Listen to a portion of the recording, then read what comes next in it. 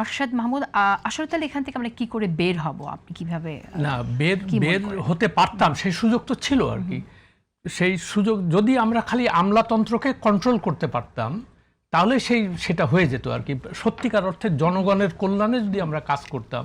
কিন্তু দুঃখজনকভাবে একটা জিনিস লক্ষ্য করছি, সেটা সব সময় ওই বললাম না, ওই যখন একটা দল ক্ষমতায় আসার পরে গভর্নেন্সের যে ব্যাপারগুলো যখন এর মধ্যে ঢোকে, তখন ওই আমলারা বিভিন্নভাবে নানান রকমের সুযোগ সুবিধা নেওয়ার চেষ্টা করে বা নানান রকমের কিন্তু আমার কথা হচ্ছে যে লিডার হবে তাকে তো বুঝতে হবে যে আমার সার্বিক কল্যাণে আমি কাজ করব, আমি তো কোনো গোষ্ঠীর স্বার্থে থাকবো না। না, নিশ্চয়ই। কিন্তু একটি কথা এখানে আমার মনে হয় খুব গুরুত্বপূর্ণ একটা কথা আশরাফ কাসের বলেছেন, যে গণতন্ত্রকে যদি তারা গুরুত্ব না দেয়, তারা যদি বিশ্বাস না করে গণতান্ত্রিক মূল্যবোধে, তাহলে পরিবর্তনটা আসবে না।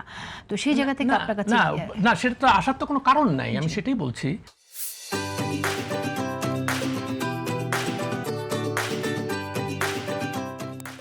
যে প্রথম কথা হলো যে আমরা খালি মুখে গণতন্ত্র বলি, আসলে আমরা এটা ধারণ করি না। কেমন, এটা কথার কথা বলি যে গণতন্ত্র।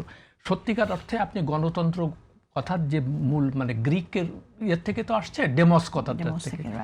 তো যাই হোক, তাদের মূল ইয়েটা ছিল যে জনগণ হবে সবকিছুর নিয়ন্তা, তারাই কন্ট্রোল করবে সবকিছু।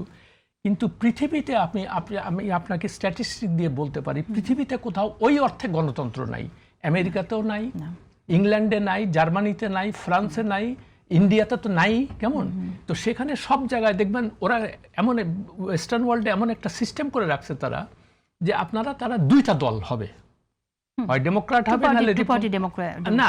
আর ইংল্যান্ডেও তাই, মানে সত্যিকার অর্থে যে মানে এই যে পুরো সিস্টেমটা যারা কন্ট্রোল করে, এটা হলো ব্যবসায়ী, কর্পোরেট ওয়ার্ল্ড, তারপরে আর্মস ম্যানুফ্যাকচারাররা।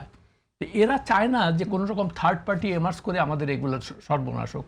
যার কারণে, এবং ওইটা দেখা দেখি আমাদেরও বলতে হবে যে না, আমরা গণতন্ত্র চাই, আমরা আইনের শাসন চাই, কিন্তু কেউ করে না এটা।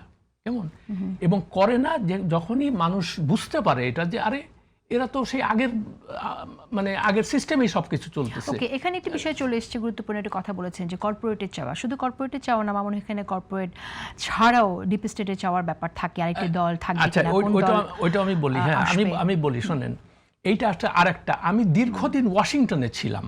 কেমন, আমি সেখানকার ওয়াশিংটন পোস্টে আমি কাজ করেছি। আমি মানে ইন্টারন্যাশনাল করেসপন্ডেন্স কমিটির ভাইস চেয়ার ছিলাম।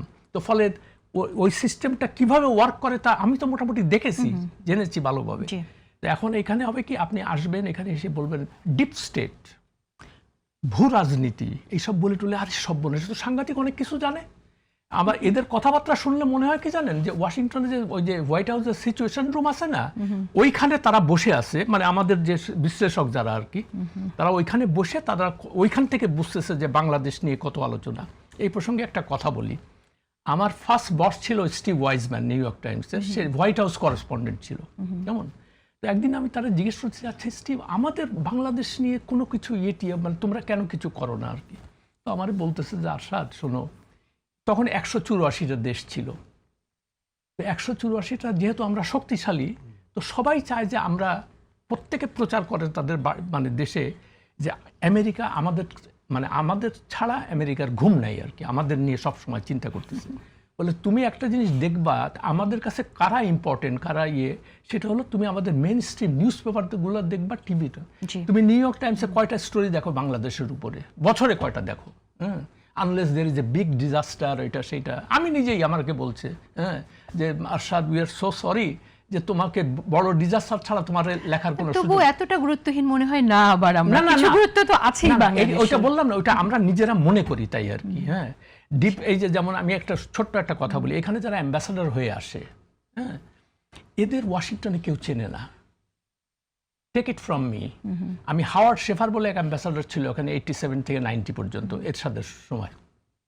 তো আমি যখন ওয়াশিংটনে গেলাম, আমি জেফারসন ফেলো ছিলাম আর কি, তো তারাই খোঁজ করতে গেলাম। বিশ্বাস করেন, স্টেট ডিপার্টমেন্টে একটা লোক বলতে পারলো না যে লোকটা কে। তারপরে অনেক কিছু খোঁজ করে তারপরে বললো যে সে এখন ওই জর্জটাউনে পড়ায়। বুঝতে পেরেছি, মানে আপনি বলতে চাইছেন যে আমাদের দেশকে তারা এতটা গুরুত্ব দিয়ে বিবেচনা করে না। সেটা আমি বললাম যে তাদের ইন্টারেস্টে।